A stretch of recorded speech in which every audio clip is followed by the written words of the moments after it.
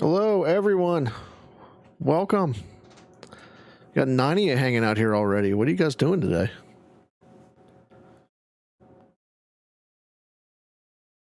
We've got tons of people. We got Foxman, Dale, Charles, Cam, RFB.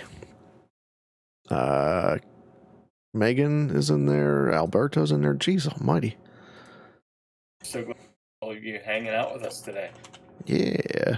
It always makes for a better show when we have a good crew hanging out in the live chat. Indeed. All right. As my dog's barking. Well, let's hope you're not dead, Megan. Let's hope it's at least passed out. All right.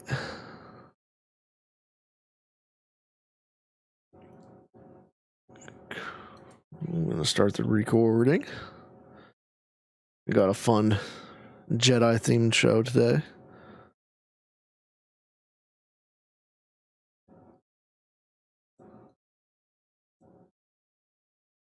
All right. Myself all set up here. Oh boy. Steven's here. Not chatting much today, probably, but watching. Thank you. Appreciate it. Vader's girl. Hi, Cat.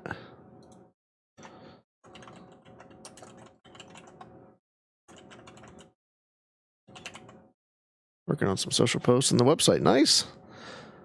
What's coming down the pipe, I guess, for conversations? If it's pipe or pike. I don't know. That's a good question. I actually don't know. What's up, Mr. Ez? Welcome.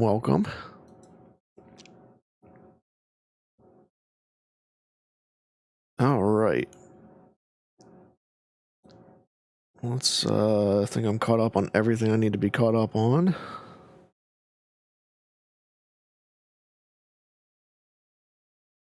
Just open some of the news articles and then I'll be ready to go.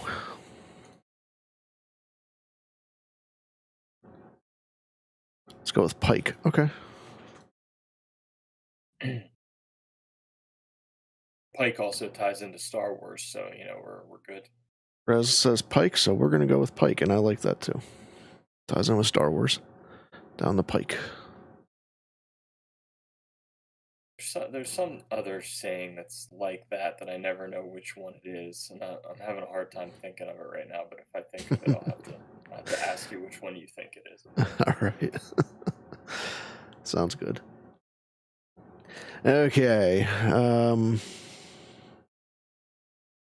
Say something one more time, Josh. Just make sure your level's okay. Testing 1, 2, 3, 4, 5. How do I All right. sound? Sounds good. Let me bump it up just a little bit. All right. Makes solo to happen, indeed. All right. We ready for the intro? Let's go. Actually, hold on a second.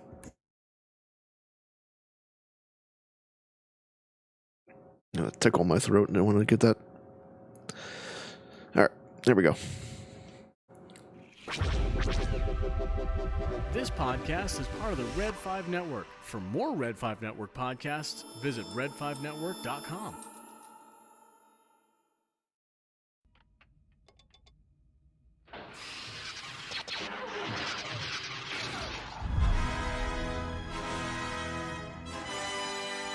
So what I told you was true, from a certain point of view. Hello there, everyone out in the galaxy listening live or listening later. We are from a certain point of view. This is episode 42. I am Josh. I'm Adam. And we are really excited about today's show. We already have quite a crew hanging out in the live chat right now. We are discussing Return of the Jedi today, plus Star Wars news. And first up is what have we been watching and playing this week? So, Adam, I'll defer to you on this one. I only actually just watched a little bit of Jedi this week. But watching, I started rewatching Parks and Recreation, which is one of my favorite comedy series, so I'm on season 2 of that. My wife and I have been watching King of Queens, which is just hilarious. It's the Kevin James sitcom from years ago. But other than that, that's probably about all I've really been watching this week. What about you? Yeah, I haven't been watching a lot of Star Wars. I do want to go back into The Mandalorian again to look at the character of Cara Dune. We have a discussion coming up about that character with Force of Light, I believe. Yes, we do. Yeah, so Tomorrow, I need actually. to, yeah, Today, yes, if you're listening to the podcast. right. When it comes out. If you're listening to it later, then you missed it. But yeah, I've been pretty busy with getting some house projects done and everything, so I haven't been watching a whole lot other than Ozark. Almost done with season 2, and looking forward to season 3, which is the latest season. But of course, watched some Return of the Jedi last night, and then Brittany and I watched Hamilton again, which Okay, nice. I can't get enough of. Yeah, I had watched it up to the first intermission like 2 weeks ago, I think, and then Friday I picked it up and finished the second intermission. So Yeah, I think I've listened to and watched the first act like so many times, and like I always stopped right there and didn't get to the second act as many times as the first. Just because it's lengthy. You know what I mean? But yeah, I've I mean it's not an easy you got 3 hours that you're setting aside there for that. Right. So the second act didn't get as much love from me initially, but going back and watching that again and listening again to the second act and everything, I'm starting to pull out some of the songs from that second act as well. So Yeah, Hamilton, I mean on there's Disney some Plus, really great. check it out. Yeah, definitely check it out. But there's some really Mhm. great songs that second half. Mhm. Yeah. Definitely. But back to Star Wars, we had our weekly poll this week, which asked the question: were you aware of the big twist in The Empire Strikes Back before you saw it for the first time? So obviously, spoiler warning for anybody who hasn't seen The Empire Strikes Back. Hopefully, there's not too many of you listening that haven't seen it. So for me, I actually was aware of the twist, even back when I was in 5th grade and I watched it for the first time. Like I just somehow knew that Vader was Luke's father, and I don't know if just it was hard to avoid it, I guess. Star Wars had been on TV probably around that time and stuff, and maybe I just saw it, or there was something on TV or something like that. But Yeah. so I wasn't surprised by the twist because I knew about it. But I was really curious to see how many people out there knew about it beforehand, or didn't know about it. They were really surprised and shocked the first time they watched the film. So we had 30% who were aware of the twist before they saw it for the first time, and 70% were not aware of the twist um, the first time they saw it. So they were surprised, I'm sure. So what about you, Adam? I don't remember. It was so Fair long enough. ago. I was so young. I have no idea. I'm guessing that means I probably did not know. But I really don't remember. Yeah, yeah. I mean, of course, if you saw it at a young age, it might be hard to remember. Yeah. But yeah, it just kind of is interesting to me because if I could go back with fresh eyes and watch it for the first time, like without knowing anything, like that would be so cool. If Oh yeah, I would love and to do that now. yeah, Now that I can remember it, I would. right, right, I've told this story before, but my dad showed these to me when I was really young, and I just fell in love. Obviously, doing a podcast 30 years later, but so I'm pretty sure I didn't know, but I would love, like you said, to be able to go back and like wipe that part of my memory and yeah, watch the see it whole thing fresh over again. Yeah. for the first time again. Yeah, so yeah, I'm still hoping, holding out hope that I can keep Sydney away from that big spoiler, but it'll be tough.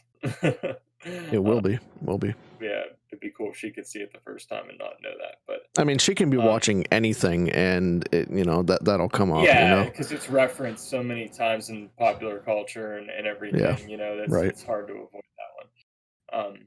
But yeah, just a question I was interested in. Yeah. Um, Yeah.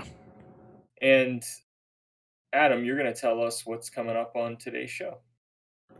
We got news. There's about 4 topics that we're going to cover here. And then Return of the Jedi. Thank the Maker. We're rounding out the original trilogy today. So I'm really looking forward to that. I've said it before, Jedi is my favorite. So I'm ready to jump into this one.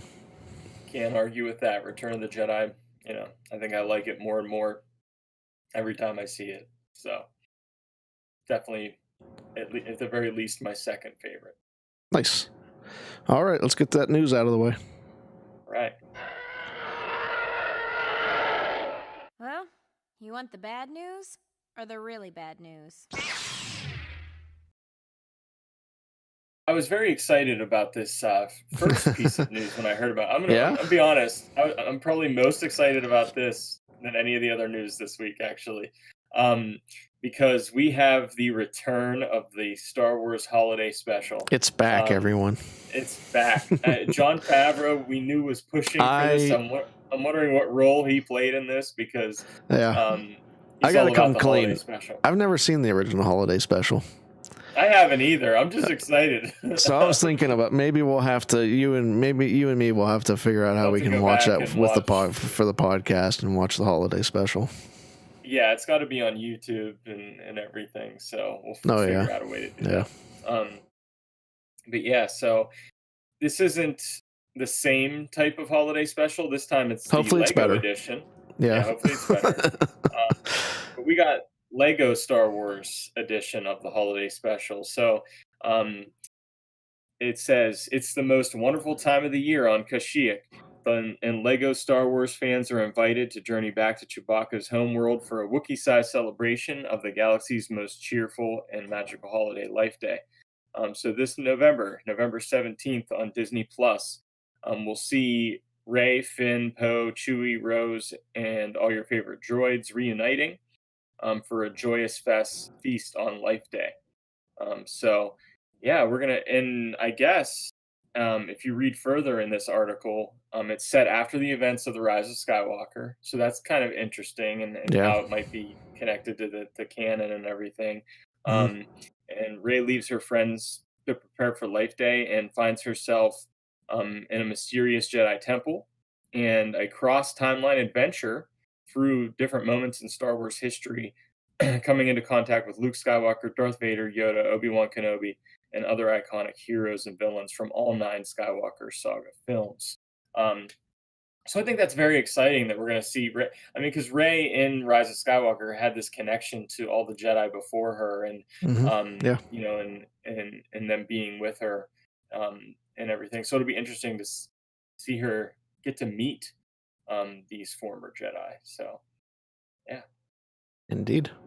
anything to add to our this big news of the week here? No, looking forward to it.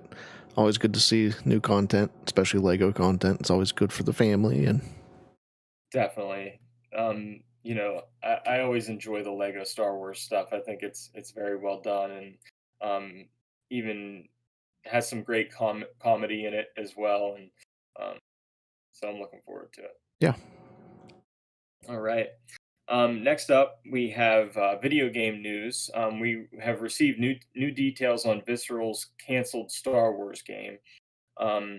So 3 years ago, it was announced that this game would be canceled and Visceral would be shut down, basically.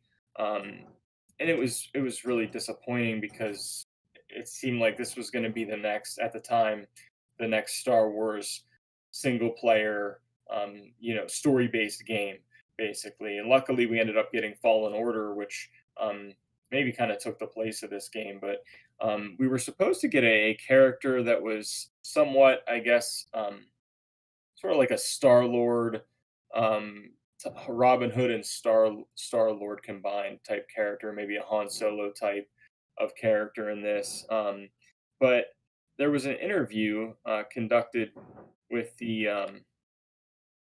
with Zach Mumbach, maybe, I think.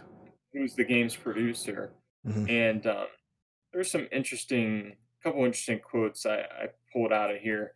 He had said in the interview that we had a lot of gameplay that people never got to see. We had levels, they weren't done, but they were close. We had one set piece which was basically done, putting the final touches on it right when the studio shut down. And I guess there was this crazy ATST moment where you were on foot running from it and it was trying to hunt you down, but you were more agile, slipping through alleyways, barreling through and crashing and using all the destruction of Frostbite. You would have been like, oh, that's like Star Wars Uncharted. I was very excited about this game at the time because I love the Uncharted series and I would have loved to have like a Star Wars version of that. But I do feel like Jedi Fallen Order kind of captured some of that as well. So, what were your thoughts on these details about that canceled game? It's still a shame we didn't get this. This game was sounded so good. And then you mentioned Uncharted. It was actually being directed by Amy Hennig, who directed those Uncharted, the first 3 Uncharted games. Which, if you're unfamiliar with that, was an Indiana Jones style game. Kind of going through these forgotten realms and places like that. So would have been very interesting to see. I'm glad we got Fallen Order, but it stinks that this didn't happen just because EA kind of had to shuttered the studio. So it is what it is, but would have really liked to have seen that. And maybe this is one of those things where good ideas never die. So hopefully we'll maybe see this in some form.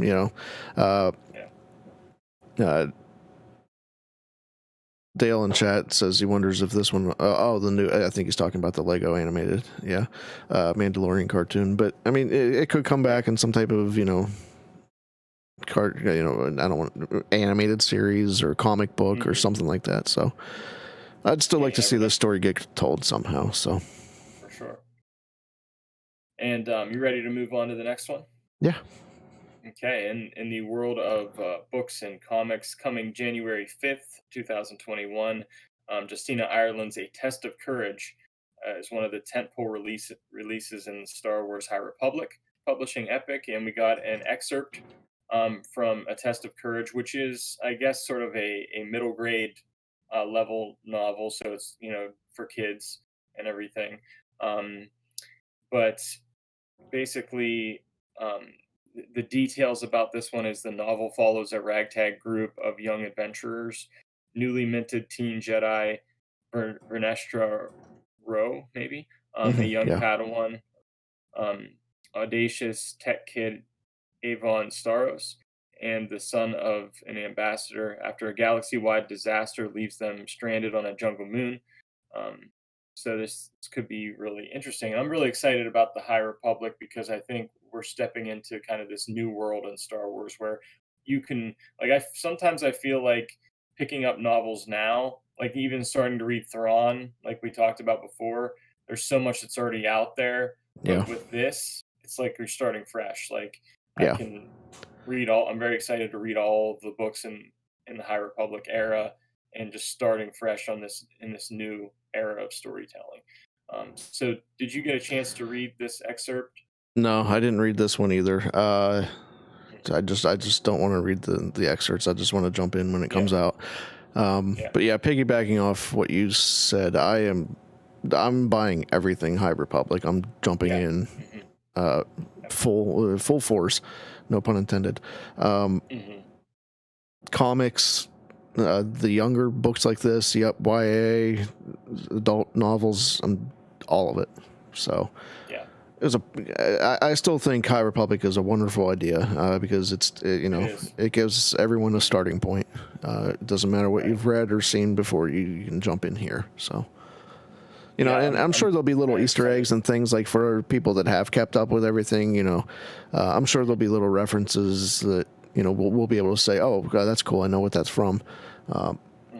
but it's a great idea for just a starting point for everyone else. So Yep, I agree, and I am looking forward to 2021 January. It will begin. So, yep, and I just like that they're all connected to this kind of event that's happening yeah, in the right, galaxy right. and everything. And I did read the excerpt and I enjoyed what I read so far. But yeah, I'm looking forward to it. Indeed. And we had one more piece of news coming out of Books and Comics, and this is we got the final book title for the Alphabet Squadron, the final part of that trilogy, right? I mean, I Yeah, think it's trilogy. Yep, intended to be a trilogy, yep. and it is Victory's Price. So, yeah, any thoughts on getting that title reveal? Uh, Not so much at the title, but I'm excited. It's a beautiful cover. We got to look at the cover Hmm. too, with I believe it's Will Lark on the cover, looking little scraggly, nice looking beard there. He's got his Yeah. COVID beard going. Um, Hmm. but yeah, really excited about that. I'll go ahead and read the excerpt or description real quick. Hmm. Um, and be careful if you haven't, like I haven't finished Shadow Wing yet. So there might be a little bit minor spoilers here if you haven't either. Okay. Uh, in the wake of Yirka Quell's shocking decision and one of the fiercest battles of their lives, the remnants of Alphabet Squadron seek answers and closure across a galaxy whose old war scars are threatening to reopen.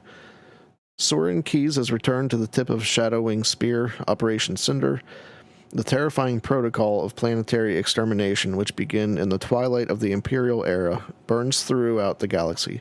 Shadow Wing is no longer wounded prey fleeing the hunters of the New Republic. With its leader, its strength has returned, and its Star Destroyers and TIE squadrons lurk in the darkness between stars, carrying out the fallen Emperor's final edict of destruction, as well as another stranger mission one Keyes has championed, not for the dying Empire, but for its loyal soldiers. Alphabet Squadron's ships are as ramshackle and damaged as their spirits, but they've always had each other. Now, as they face the might of Keyes' reborn juggernaut, they aren't even sure they have that. How do you catch a shadow? How do you kill it? And when you're finally victorious, who pays the price? Good Yeah, stuff. I think I'm most interested in getting into this series. This is going to be what I read next. Is the Alphabet Squadron series. I'm really interested in the whole Operation Cinder aspect of it and how it connects um, back to that and everything. I was thinking about Operation Cinder a little bit, and just I was thinking about the Emperor, and like I'm not, and maybe they will do this eventually, but like why not have a novel um or a story of some type about, kind of Operation Cinder and the Emperor and how he survived and how he came back and I think that would be really interesting. Um it would be about a major character and dig into some of those details that were maybe missing from the films. Yeah, You I know, could see that happening. yeah. But this seems like an interesting read as well. And Yeah. yeah, and so this one comes out in March of 2021, correct? Yeah, correct. All right. So I'll have some time to catch up then. Yep.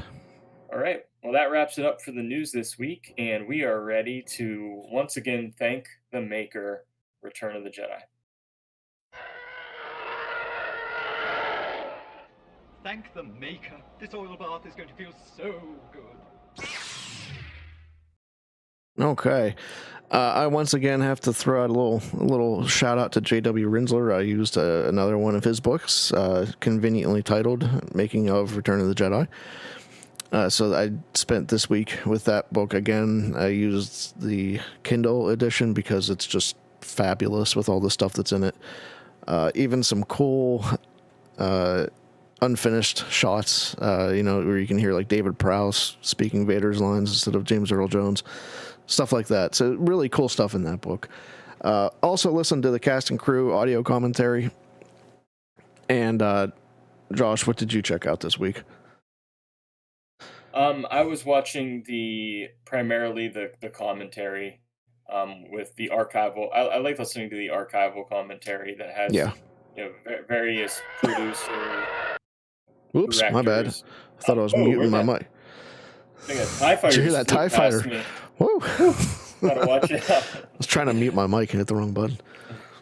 But yeah, just that commentary, it has the actors, the producers, directors, George Lucas, even like Ralph McQuarrie, uh, chimed in there a couple of times on this commentary. So yeah, Nice. that's what yeah.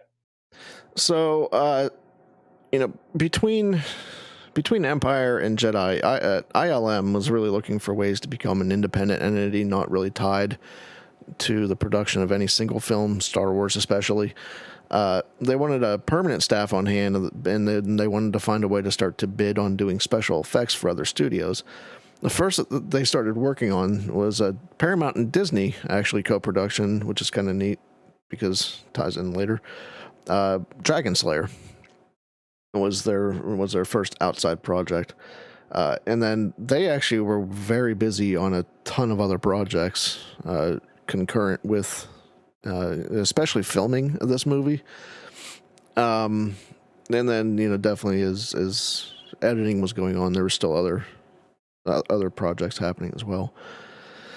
But also in the meantime, Gary Kurtz was left. There were some disagreements between him and Lucas and some of the cast and things like that. During Empire, we talked about that a little bit last week. So he kind of knew that George didn't really want him back, and so he, sat down and talked with George, and then put in his resignation and stepped out. And you'll have to help me with Howard's last name here, but this is where Howard Kazanjian. For me, yeah. Okay, great. Someone check and give me a phonetic if that's really off. But Kazanjian worked on Raiders of the Lost Ark with Lucas, so he was brought on to produce Return of the Jedi. Some early drafts, I thought some of this stuff was pretty cool, but we were going to visit the Imperial home planet of Hadabadan, which didn't end up happening, which is also interesting because, later that became Coruscant at the time, so it wasn't really Coruscant at the time, we were going to get these weird-looking creatures called Yussums, which were very tall and had to use actors in stilts. That idea was eventually scrapped, and mainly because it was going to be just too hard to film a 20-foot tall Yussum with a 3-foot tall Ewok. Kazanjian, RFB says. So cool. Yeah, I mean, I think one of the things that was mentioned in the commentary I was listening to was about just how many creatures are included in Return of the Jedi, and Yeah. there's a lot from Jabba's palace to, of course, Endor with the Ewoks, and there's a lot of new creatures in this film. And, Yeah, and we're going to yeah. talk about that later. The creatures were a major part of this movie. The choice of director actually came down to a Richard Marquand, which we know, ended up with this movie, and David Lynch. But Lucas actually first offered the job to David Lynch, who was, thrilled, but he turned it down after 3 days. We talked last week about how we just mentioned this really quick, but how George got into a little bit of a disagreement with the Directors Guild of America, the DGA. So they, one problem with David Lynch was he was a DGA member, so that was a little bit rough. David Lynch actually announced not too long after that he would be working on Dune, so that was going to be taking up a good bit of his time. So Marquand got the job, and he was from England, so he's not part of the Directors Guild of America, so that was a plus. George and Howard were looking at some of his stuff that he did over there, and they really liked it, so they brought him on to be the director here. Now Richard Marquand, as production went on, filming went on, there were some conflicting stories about just how much Marquand kind of quote unquote fit in to the Star Wars set. Irving Kershner just kind of really melded with them.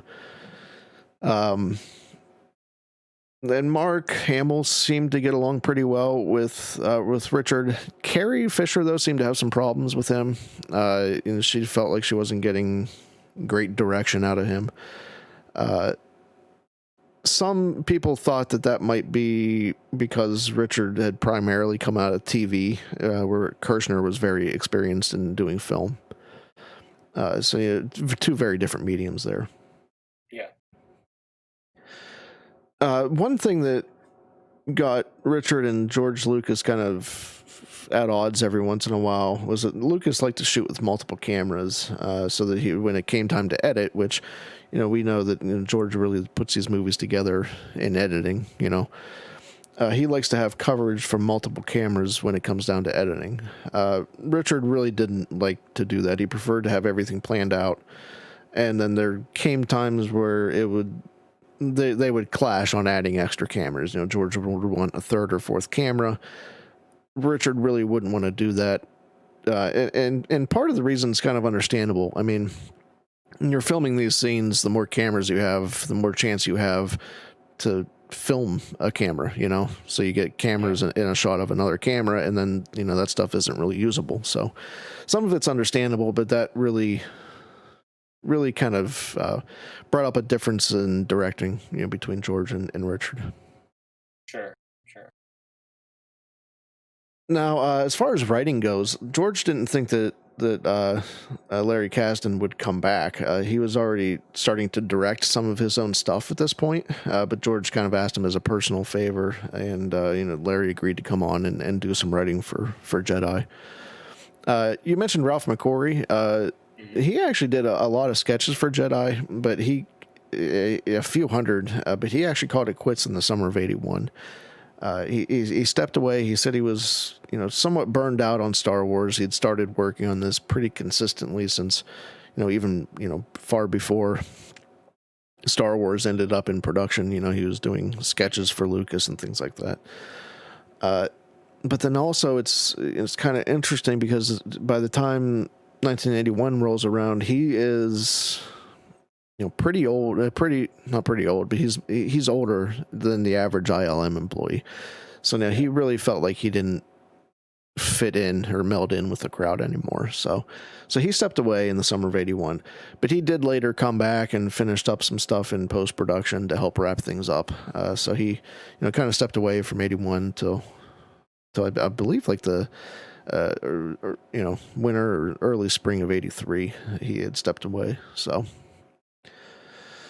and speaking of people that George didn't think would come back, other than just Larry Kasdan, it's pretty well known that Harrison Ford, wasn't signed on for this movie, and George didn't believe he would come back, which is one of the reasons why Empire ends the way it does, with Han being frozen. That gives them the out to, kind of write him off if they need to. Right, because I think Harrison Ford only signed on for like one movie at a time. Because right. he wanted to look at the script first and make sure it was something that he wanted to do. Whereas Mark Hamill and Carrie Fisher had already signed on for the two sequels. Yeah. So when Kazanjian was able to get Harrison back, he went to George and he asked, what are we going to do with this? And George just, in George fashion, just says, well, basically we'll defrost him.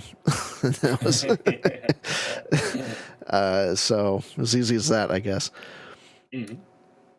But Harrison, really wanted to die. He wanted to go out on a note of self-sacrifice, to give everything that he had done some weight. And later he remarked, after he didn't meet his end in Jedi, there really wasn't room for dead Han toys.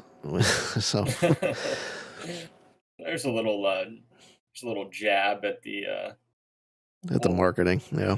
Marketing, but yeah, Harrison Ford. I feel like and maybe I've heard this somewhere, that he kind of didn't think that Han Solo was a very, I guess, dynamic character. Yeah, and right. that he could offer more as a character through his death, and he finally got his wish in the Force Awakens.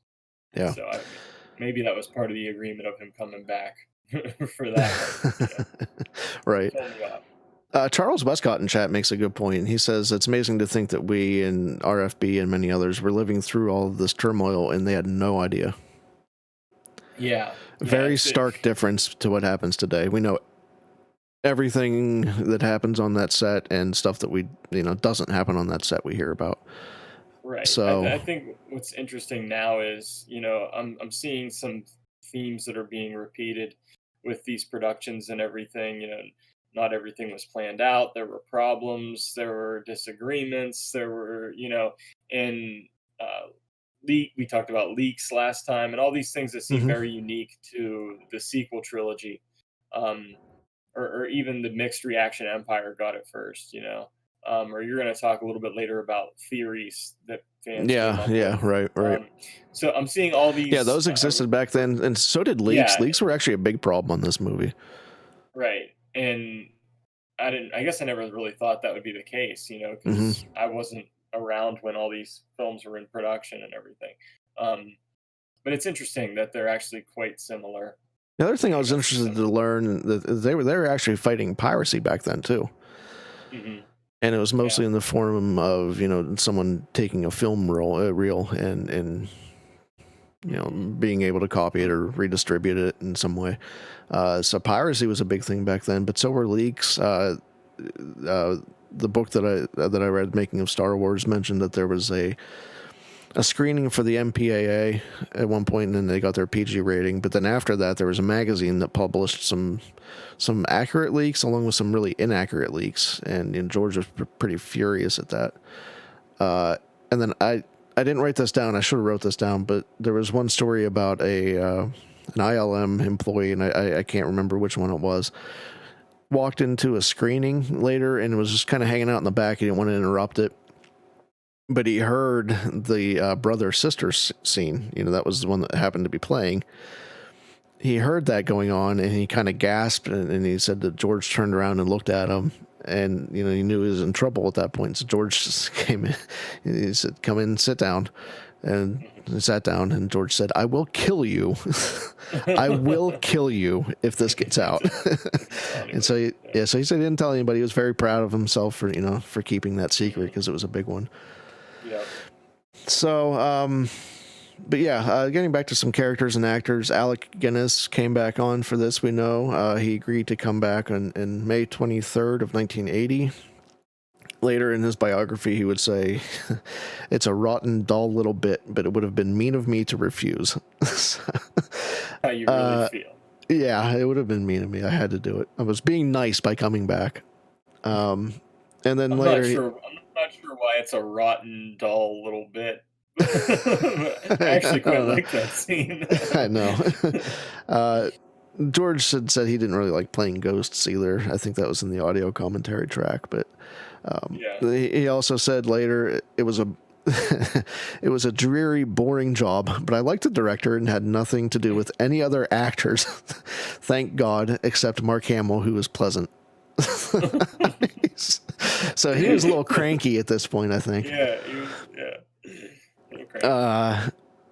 Alan Webb was originally cast to play the Emperor, but he got snowed in and then later came down with the flu, and he said he also felt that this part was too big for him. And then he actually passed away in June of 1982, so, maybe kind of a good thing that this happened the way it did, because... especially considering the fact that Ian McDiarmid would come back to later play the character. Yeah, and that was one... Right. In Rise of Skywalker. And that was one thing that they talked about, would it be better to have a young guy here, which obviously would then have to do all the makeup and stuff, or would it be better to go with someone like Alan Webb, who was a little older at the time, that would maybe, kind of fit that part, but it worked out in the long term, like you said, because Ian McDiarmid stays around for,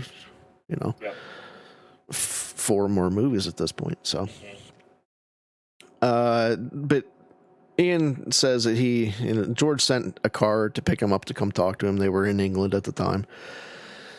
So Ian said he talked to him for about 10 minutes, and he said that their conversation was really inconsequential. They talked about life. We talked about this back in Star Wars with casting a little bit. This is kind of how George, does this type of stuff.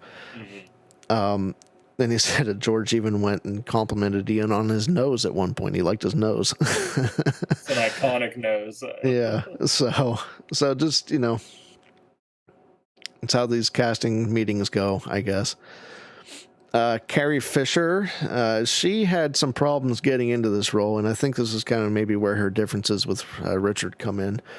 She felt it was very different, and it was. She was starting to show love towards characters. She wasn't as demanding, I guess. Snarky, snappy type thing. Her hair was down. She was wearing a dress. She said she felt like a Barbie doll, and that eventually got her insecure. She talks about the whole Jabba the Hutt thing. She didn't have a dialogue through that whole thing. She just sat there. Where normally she would have been defiant, but she was totally silent through that whole thing, She talked about that several times during the commentary I was listening to. She just kept bringing it up, like how she didn't really talk during the whole Jabba scene. Yeah. And then she wanted to be the one to kill Jabba the Hutt, and they even offered to give her like a double to do that whole thing.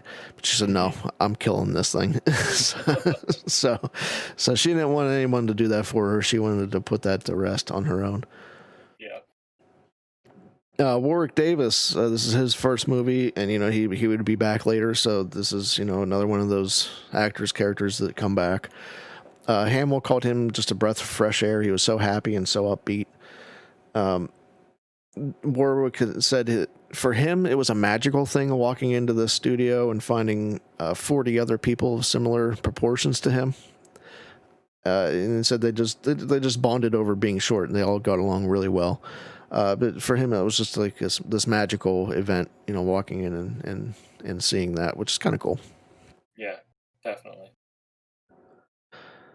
Thanks, RFP.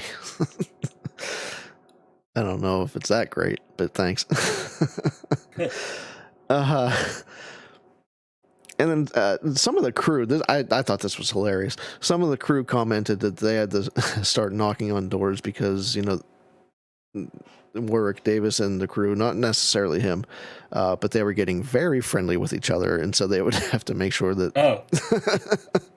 they would have to kind of knock on the door before they started going into rooms. They definitely formed some connections there. Yeah. And then Sebastian Stan came in. They were actually looking for Marquand was looking for like one of those iconic Shakespearean actors. George kind of felt like they didn't want anybody like super well known because it would be kind of weird taking off the helmet to see that face. But they ended up going with Sebastian Stan. He auditioned for this role of quote unquote dad, and he was later cast as quote unquote the man. So, kind of the man behind the mask. Yeah, kind of a secret keeping thing, and we'll come back to that in just a second. But related to that, though, David Prowse, relations with him were kind of strained for years. We talked last week about how he was kind of the guy that spoiled a lot of things back then. And when it came time to sign his contract, he didn't like that there was really no negotiating with Lucasfilm. They could just get someone else to put in the suit. With James Earl Jones doing the voice, they could pretty easily replace David Prowse. So there wasn't a lot of negotiating for him, which was a little upsetting for him. He was particularly upset about having Sebastian Stan come in and play his death scene after he was playing Vader for 7 years. He expected he would be the one to get unmasked, that would be him underneath that. And he actually went into an interview with a newspaper or magazine. I forget which it was back then, but he went into an interview, and the interviewer actually kind of dropped that bomb on him that Sebastian Stan was coming in playing that part of the role. And he said, "No." Is it Sebastian Stan or Sebastian Shaw? Shaw, sorry. Sorry. I think Sebastian Stan is who the Winter Soldier. We want to play a younger version of Luke. Yeah, it's Sebastian Shaw. Okay, my bad. That's all right. Yeah, RFB says Shaw. Yeah, definitely. I think you're right, Dale. I think it was Variety. Dale Erman in chat says Variety. I think you're right. I think it was someone with Variety sat down with him, and then in that interview dropped that bomb that Shaw would come in and do that role, and he thought that was just ludicrous. But that's what happened. Right. And then he was also another one that didn't really get along with Marquand. He felt that he was never really allowed to get close to him. He felt that he wasn't getting the direction, kind of like Carrie. He wasn't getting good direction from him. And then he would actually say his lines as Vader much too fast. How James Earl Jones is a little. It's definitely a different voice, but it's slower. It's more deliberate. And Prowse wouldn't say his lines like that.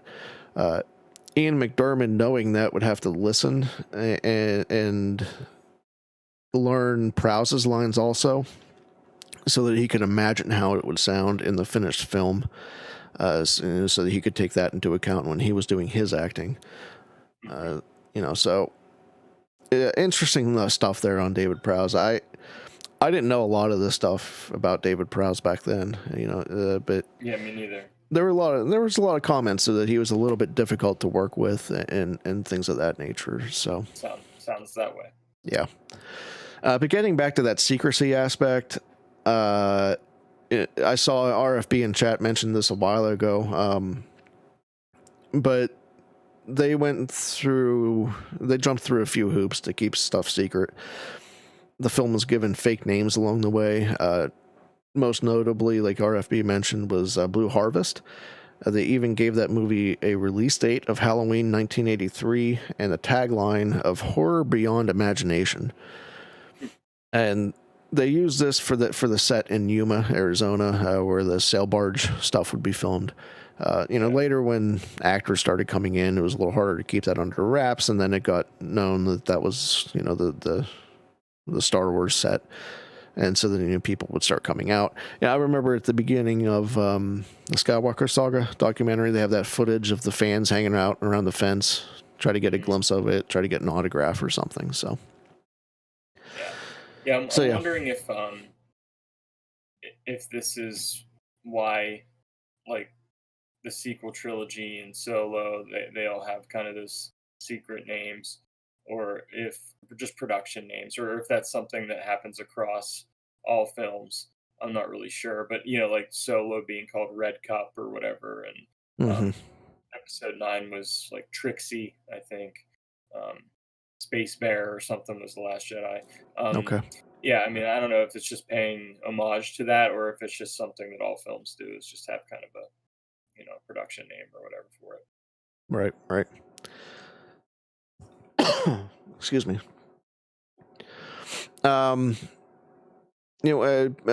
Pages containing in the script, pages containing major plot moments were kind of kept from the actors. They would have these what they would call blue sheets, which were kind of like the major plot points that happened in those sheets. They would have the blue sheets. Those would come out the day that they would film. They would give those to them before shooting. Anyone that could read the script were only allowed to do so in a locked room and could only do that for 2 hours, and then they were kicked out. So it was pretty. Stuff was really on lockdown, Yeah. But then you mentioned speculation before, and secrecy leads to speculation, and that's kind of what happens here. The Star Wars fan club, which was getting pretty large at that time, the staff of that fan club received tons of letters, and they actually ended up ranking some of the fan theories, which included, in no particular order that I'm aware of here, included Vader killing Luke, Luke turning to the dark side, Luke killing Vader, Han being rescued but then later dying, the Emperor killing Luke, Boba Fett being unmasked, and Boba Fett being a woman, Luke's father, or Luke's mother. Interesting. And I'm sure that everyone was really happy with how Boba Fett was unmasked. Yeah. Because he made a major impact in these movies. Right. Yeah, I mean, he just falls into the Sarlacc pit. Basically by accident. Pretty much. Yeah. I mean, I think it's like, as fans, we theorize. It's just yep. And some things we speculate on, we make a huge deal out of, and then when we see the movie, that it turns out it wasn't really a big deal. Yeah. Unfortunately, sometimes we can inflate these things to the point where they can't meet our expectations. Right. So some of those major questions that were still lingering, was Vader really Luke's father? That was still a major question. Was he lying? Was he telling the truth? Was that for real? Who was the other one, that Yoda mentions? RFB's in chat. He says a lot of speculation in letters to the editor and magazines back then. Crazy stuff. And then same as these days, which is a good point. Yeah. We're not too far removed from all that, even though we think we are. Right. But then who was the other one that Yoda mentions? Was it Leia, Han, Boba Fett? Did Luke have a father, mother, sibling out there somewhere? Wedge was theorized as maybe being another one. Other Skywalker. Yep. And then some of the more fun theories I came across. Was Vader a clone of Luke's father? So that clone theory was alive and well back then. that blows my mind. I know that we're still doing that. We're still thinking we're so original. Right. Is Rey a clone? We're not original at all. This has all been done before. As it turns out. Who is Luke's mother? How will Luke get a new lightsaber? Why did Ben lie? And will Luke see Vader's face? So those are some big questions too. The creatures. Robert Watts talks about creatures, and he says that they're actually terribly difficult because you're breaking new ground each time on each new creation. Which is pretty cool to think about because it's not something I thought about before. Each time you do a new creature, how does that thing move? Does it make sounds? How are you going to bring it to life? Even is it going to be a guy in a suit? Is it going to be stop motion? Is it going to be a puppet? Is it going to be any of these other things? And then each time you do that, you have to, like you said, you're breaking new ground. You're bringing new life to something brand new. So. This was the creature movie in the trilogy. A New Hope had a decent amount that went down in Empire, and then it was very prevalent in this, to the fact that the monster shop bill at the end of the movie totaled $1,188,969 and change. So a substantial budget on creatures. And when you think about it, I mean, you have the whole scene with Jabba, that whole thing. Ewoks, you had 9 Num, there's tons of creatures in this movie. For sure. So I pulled this quote out, and I thought we could probably discuss this a little bit. Because Anjan questioned George Lucas on having Anakin appear at the end. He said he went up to him and he said, why? This guy, he's like Hitler. He's killed. That sounds familiar too, doesn't it? It does. Sounds very familiar. He's done all of these terrible things, and now we're saying he's equal with Yoda and Obi-Wan as if he's gone to heaven or whatever. And George pointed at me. He was real close, and he says, "Isn't that what your religion is all about?" And boy, that was like being slapped on the side of the face, because yes, it is what my religion is all about, and obviously his, but I hadn't thought that through. Yeah, that's powerful. So that goes but to the redemption theme. Mm-hmm. Yeah.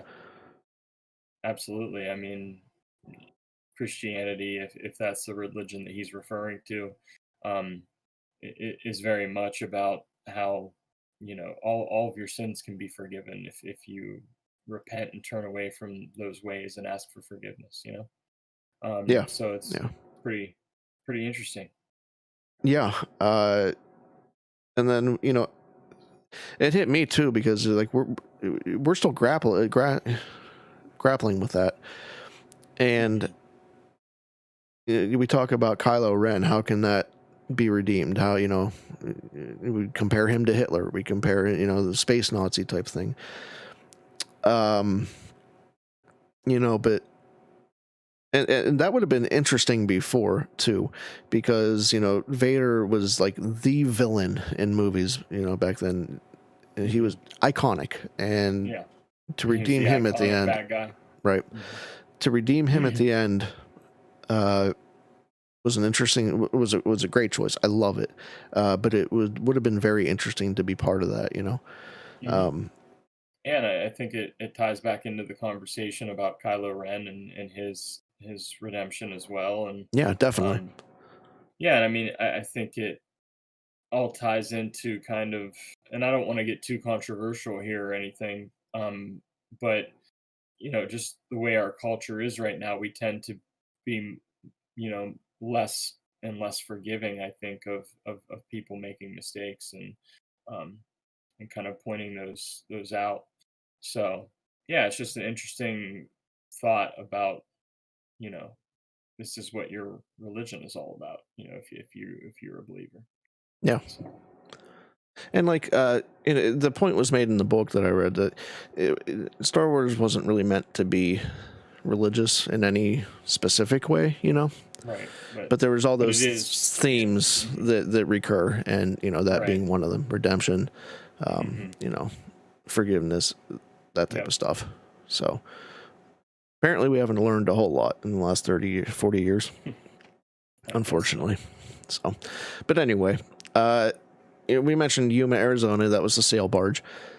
I didn't know this, but this was actually possibly one of the largest on-location sets in movie history at that time. At 130 feet wide, 150 feet long, 65 feet high. Beneath it actually housed the offices and a 150-seat commissary that could fit underneath that thing. Wow. Spent a total of $2.5 million on what amounted to a 2.5-minute scene. Mm-hmm. And the Sarlacc pit was actually a magnet for injuries, with the stunt people that were falling down into that thing. The crew were saying that they were just kind of carting away stuntmen constantly because they would fall in and sprain something or, God forbid, break something, something like that. So the Sarlacc pit was kind of a nightmare for doubles and for stuntmen. So right. I mean, I'm glad they put the money they did into all this because I love that the whole scene. I love the whole sail barge scene with the Sarlacc pit and everything, and the lightsaber shooting out of R2D2 and Luke, you know, catching it and everything. And just I love all that stuff and the music as well. Yeah. It's a great scene. And then we all know the other major location in the U.S. that they filmed was Crescent City, with all the redwoods and the forest. The Endor bike chase was actually originally going to be done with miniatures, but that wasn't going to work, and then they went with a Steadicam vehicle rig that they filmed, especially at special frame rates and timings, so that it looked like that scene was moving at like 100, and I think it said like 120 miles an hour or something of that nature. So Yeah. But getting into the editing process, Dennis Muren said that they were all burned out coming into Jedi. ILM was burnt out having done Empire, Poltergeist, E.T., Star Trek II, Dragon Slayer, Raiders. He said I remember not being terribly interested in doing it. I was just so burned out. Similarly, Lucas along the line said, I'm only doing this because I started it and now I have to finish it. The next trilogy will be all someone else's vision. Yeah, we all saw how that turned out with him actually doing all the directing. Yep. And everything. So. But at the time it was, pretty well talked about that there was going to be more after that. The whole 9 movie thing was alive at that point. That was a possibility where there was going to be, another trilogy that was going to be kind of focused on Luke and all those main characters again. Mm-hmm. But then there's going to be another trilogy that was going to be pretty different than stuff that they'd done before. So, he go ahead. It seems like, sometimes you just need a break, because anybody can experience like burnout from when you're putting that much time and energy into something. And sometimes you just have to step away from it for a while and then come back later and do it again, Yeah, definitely. Yeah, I was going to say something, but I forgot what it was. So moving on, Marquand was kind of really given the reins to put together the first cut of the movie, and he took it over to George's house to screen that first cut when he was done with it, and he said, here it is. This is as good as it's going to be. So after the screening, George kind of took over at a much deeper level at that point. It wasn't great. Lucas said that, the first cut on a film is never wonderful. It's never good. It's just the tradition. It's always horrible, and you live through that first cut, and then you fix it. So Jedi really went through a lot of editing and a lot of last-minute editing. There were scenes that were cut out towards the very end of the process, getting down to crunch time. Specifically, I would have been very interested to see this, but there were scenes, with Luke fixing his lightsaber, making his new lightsaber, not really fixing it. Yeah, I was always interested in that scene. And yeah. It would be cool if it was. And that scene was actually shown on some of the the pre-release stuff and the advanced screenings and some benefit stuff that they did, and it was cut out after that. So it was really late in the game when that scene was cut out. So it was there in some of the advanced screenings of the movie. So George ended up being noticeably absent through parts of post-production. So much so that the crew started to notice. He was always very hands-on during Star Wars, of course, but then during Empire as well. And then they started to notice he just wasn't there as much anymore. But he actually revealed at some point that was when he was going through his divorce with Marcia, his first wife at that point. He said he just was extremely depressed. He finished that trilogy in a poor state of mind. He was, mentally not with it, not there. So it was a very tough time for him. He mentioned over and over that he had done this stuff for 10 years and, going back to 73 when he started writing this stuff. And then to finish it kind of on that state of mind is a little bit of a bummer for him. Yeah. For sure. But the other really well-known story is about Revenge of the Jedi. So for much of this Even a movie, poster. oh yeah, for much of this movie, it was Revenge of the Jedi. And it wasn't really even until November of '82 where George had used a research and marketing firm to look at the titles, and they replaced Jedi here, but they had them look at the titles Revenge of the Hero versus Return of the Hero. The consensus from that firm came back that Revenge didn't quite fit with the image of the hero, you know. Right. But they didn't even at that point in November take action yet. It wasn't until December 18th of '82, you know, we're 6 months before the start of the release of this movie. Yeah. George at that point decided to change it to Return. But there were, you know, there's multiple licenses out there in the middle of making products. Kenner had to destroy about $250,000 worth of packaging. Wow. It caused some issues, but you know, Revenge didn't fit the Jedi image, so we had to go with Return. It really doesn't. You know, I don't think it would. I think it was the right decision was made to go with Return. Yeah. Because Revenge is not a Jedi thing. You know? And there were sentiments out there that the Revenge was the better title. It was, you know, it depicts more action. It depicts, you know, more excitement, that type of thing. Yeah, but he does come around and get to use Revenge later on with Revenge of the Sith, which is more fitting. Yep. The film, when it came out, critics were pretty split on it. Negative reviews centered on the acting and directing as being subpar.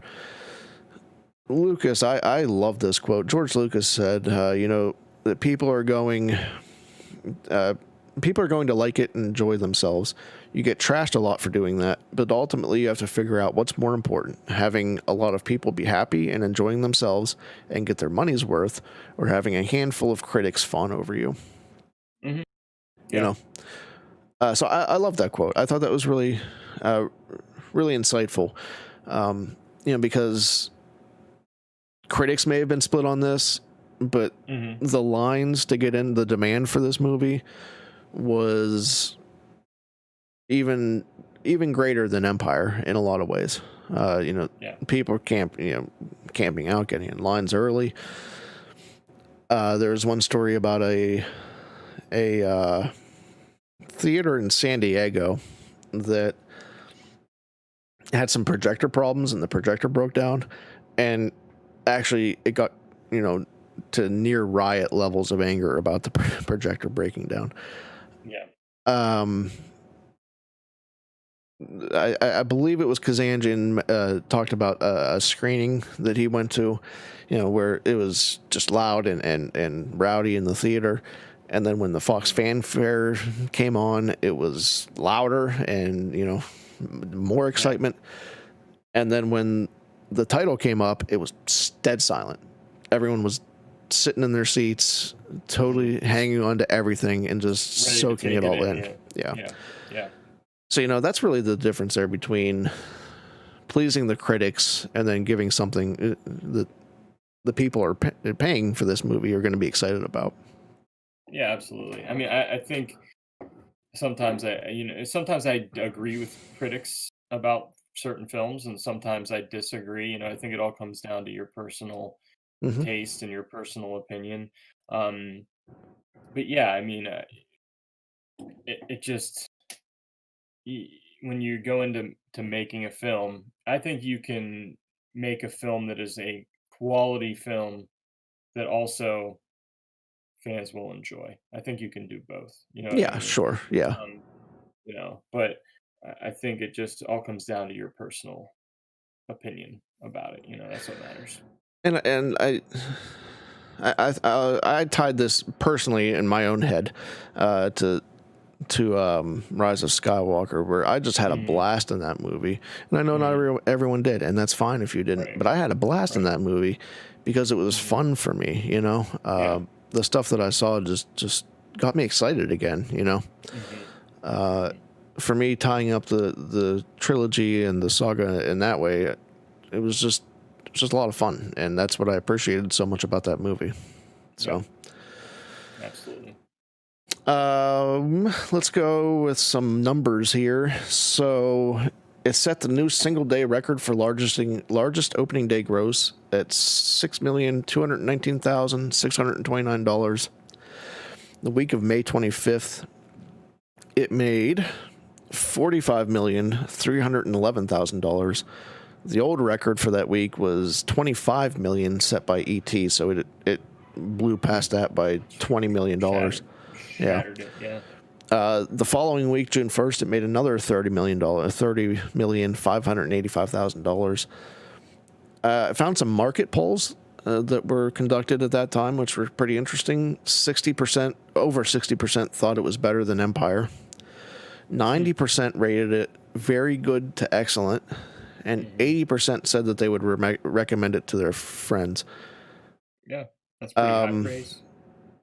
I'm interested to see why 10% that thought it was good to excellent wouldn't recommend it to their friends, though. Yeah. if you Right. think about it that way, but whatever. Yeah. The actors' receptions were a little interesting here. Mark Hamill said that watching Jedi was like finding your old high school yearbook up in the attic. I couldn't really relate to it. I really felt outside the whole thing. It was a sad feeling in a way because it was a part of my life that's now over. Yeah. Harrison Ford, of course, says, I'm glad I did all three of them. I'm glad it brought itself to a natural conclusion, but 3 is enough for me. I was glad to see that costume for the last time. I don't think it had a very successful ending with that teddy bear picnic. I love Harrison. There's a lot of controversy about those Ewoks.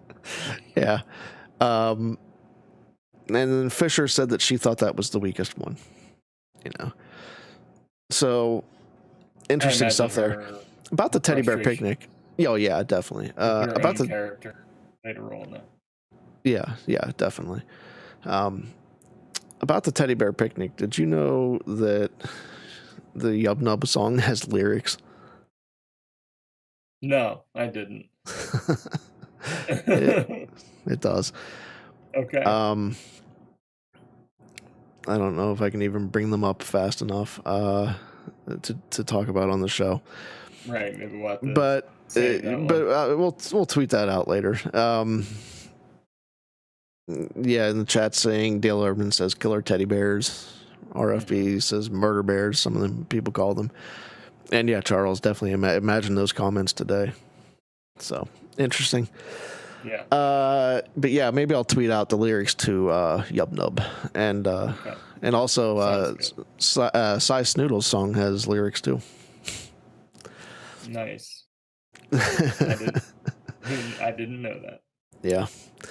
It's coming back around to some of the merchandising stuff. Lucas, we all talk about the I almost said murder bears, but the Ewoks. We talk about them being, a merchandising thing, and Lucas said he just wanted a soft plush Ewok for his daughter. Merchandisers were kind of reluctant to go along with that. It wasn't something that they thought that the boys would want to necessarily play with, and they didn't think that it would appeal to girls either. So it was kind of stuck in the middle there. But George later said, I want my daughter to have one. That's what I care about. Nobody else wants one. That's fine with me. A lot of people are going to be offended by Ewoks. A lot of people say the films are just an excuse for merchandising. Lucas decided to cash in on that teddy bear. He says, it's not a great thing to cash in on because there are lots of teddy bears marketed, so you don't have anything unique. If I were designing something original as a market item, I could do a lot better. Again, people tend to look at merchandising as an evil thing, but ultimately a lot of fun things come out of it, and at the same time, it pays overhead of the company and everybody's salary. Mm-hmm. Yeah.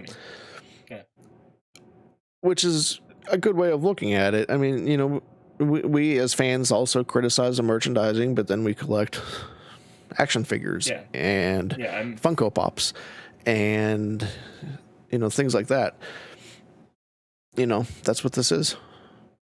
Yeah, I mean, I guess my argument would be like, and I'm not saying that this is what George Lucas did at all, but like, I don't think you want to create things and put things into your movie or into your story just because of marketing and selling toys and stuff. Like, Right. I think it always has to be story first and plot first, and then from what you created, then you can, you know, sell some of those things. But that's just the way I look at it. Yeah, and going to what you said about story, the Ewoks had a purpose, and that was, you know, and I know you weren't saying that George did that with the Ewoks, No, no. but they were in there to make a point, Yeah, I mean and I think the point being that even sometimes the most unlikely creatures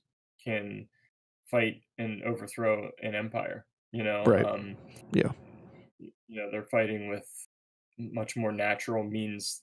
The emperor, the empire, they have all this technology and these blasters and these armored vehicles and everything, and the Ewoks have sharpened sticks and logs and rope and yeah, stuff like that. yeah, right. The final budget for this movie ended up at $42,675,038. After re-releases and etc., it actually brought in over $250 million, and the estimates back then were that it would only need about $115 million to be profitable.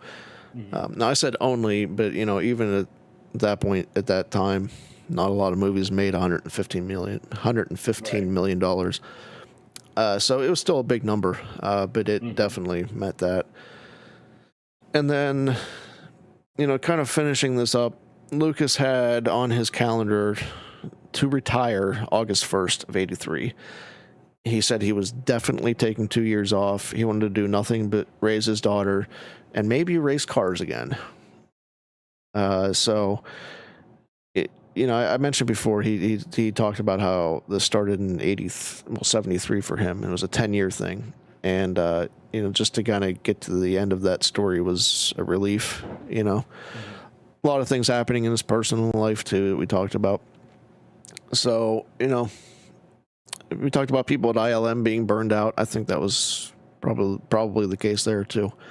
But he was, talking retirement and taking 2 years off and things like that. And he did, within that 2 years, he did do some producing on things like the Ewok animated show, things like that. And then, interestingly, in it was like 85, 86, he started working with Disney and Francis Ford Coppola on Captain EO for the Disney parks. So he was doing stuff again for sure, and he was producing stuff. But as far as Star Wars goes, we know that he wouldn't touch that in a major way again until the 90s. So yeah. I mean, I'm curious in how this ties into the present time with Star Wars kind of being on a break right now, especially when it comes to films. We know that Disney Plus is going to feature a lot of live action shows and everything.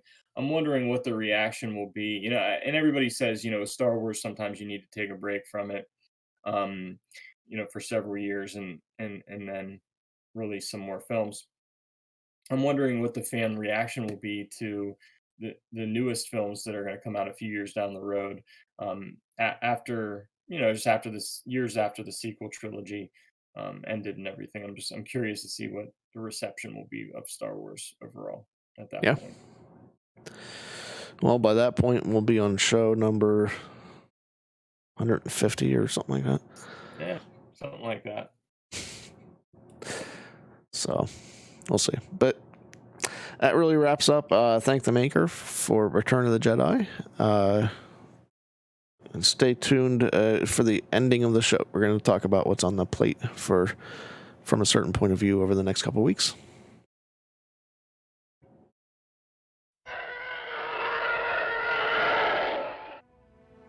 I'm just glad you're here.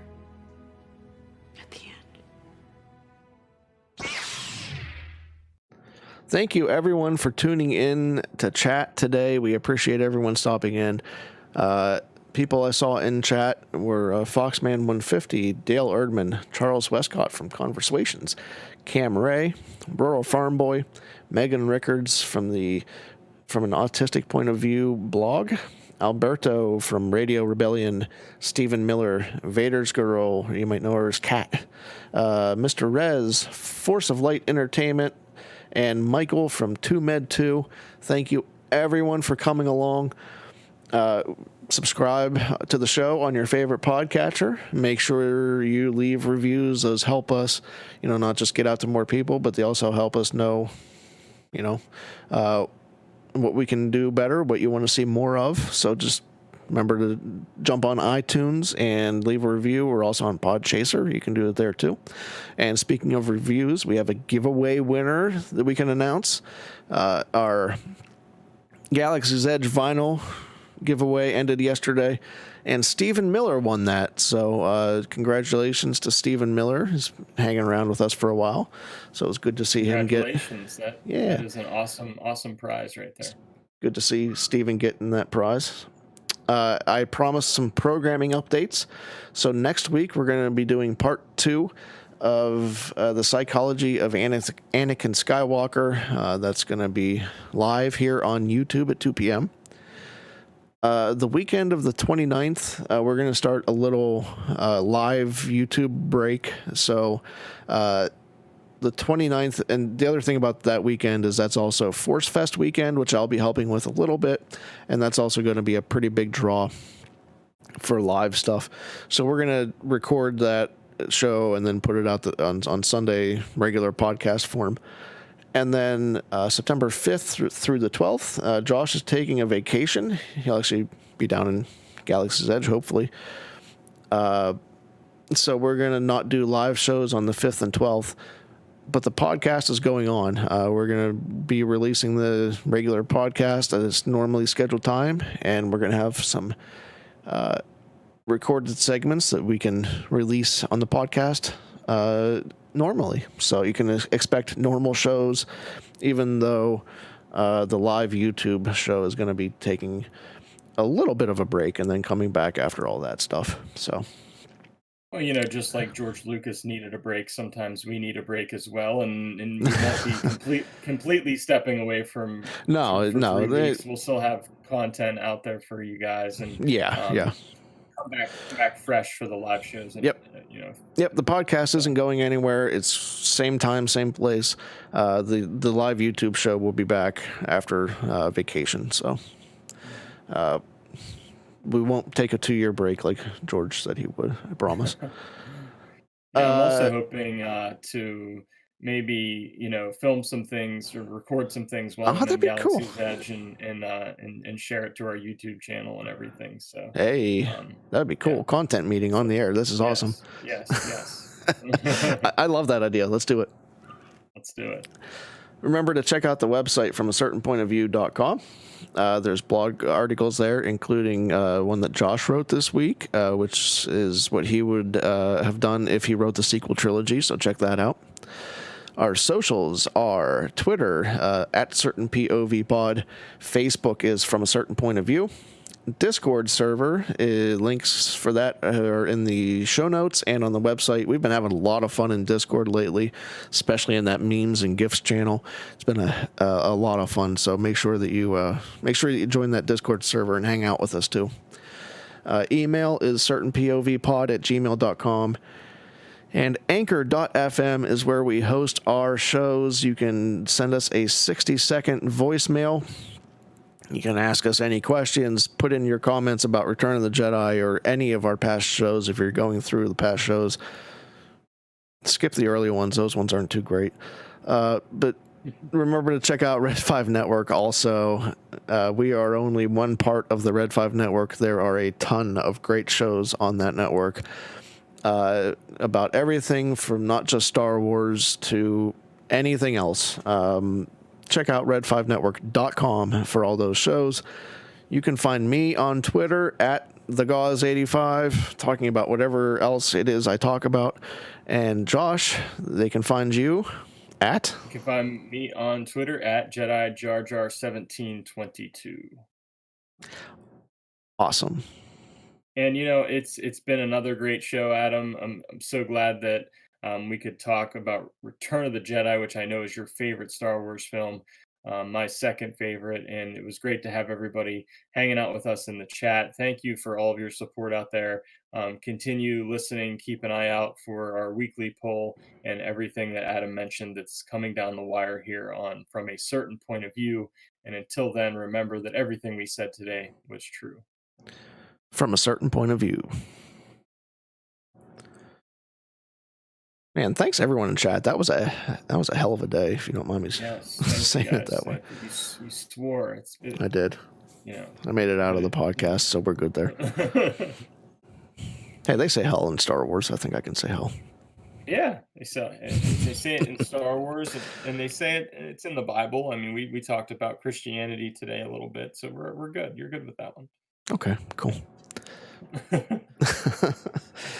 That was a heck of a fun day in chat. Yeah. So yeah, just to make sure that was clear, we will be live next week. So we're still live on the 22nd, and then the 29th, 5th, and 12th will just be podcast shows, and then back on the 19th, I guess. Yep. But I love that idea about putting some Galaxy's Edge content on YouTube. Yeah. I'm hoping to record as much as I can on the phone and give some of my reactions to some of that. And Two Med 2 says they say asshole now too. That's funny. I've thought about doing some other stuff on YouTube too. I don't know if maybe playing some Battlefront 2 on YouTube and stuff like that. So, even if we're not doing the live show on Saturday, might fire it up and do something. So, yep, that sounds cool. I've also wanted to start a new Fallen Order playthrough, so I might do that. Yeah, that'd be awesome. I like it. Yeah. And I didn't mention this on the show. I did put this out on Twitter, but we did change our merch store, and it was Teespring, and I got some Adam Game String. Yeah. I might be doing some gaming.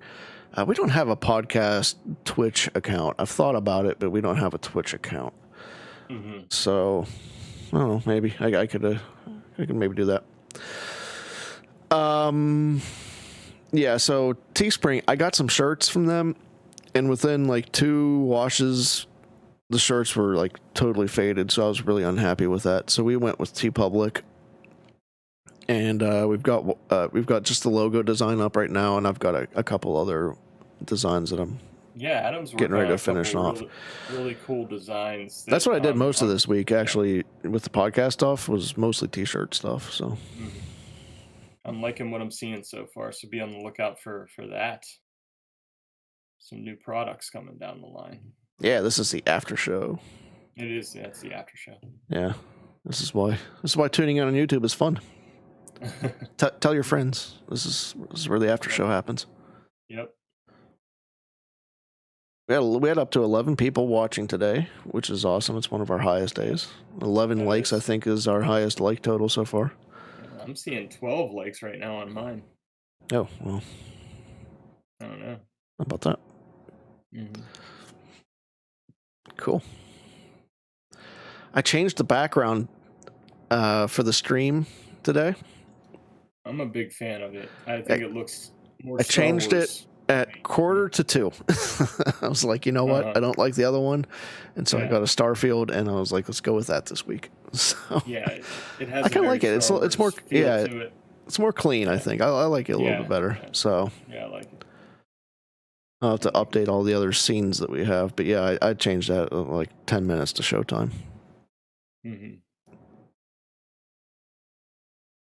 So, all right. I think I'm going to wrap up the stream here. Sounds good, man. Thanks again, everybody, for joining us today. We love you guys. Indeed. Hey, I'm seeing 12 likes. I'm caught up. Yeah, I'm seeing 13 now. So I don't know what's going on. YouTube is a wonderful place. Yeah. All right. Cool. Thanks everyone for tuning in. Can't thank you enough. Really appreciate it. I saw Alberto's going live at 5 on the Radio Rebellion channel. I didn't see Michael say anything, but he usually does stuff on 2Med2 on Saturdays, so check it all out. Thanks everyone again for hanging out. We'll see y'all next week, and then we'll be on Twitter, and we'll figure out something to do YouTube in between. So We will see you next time. may the force be with you.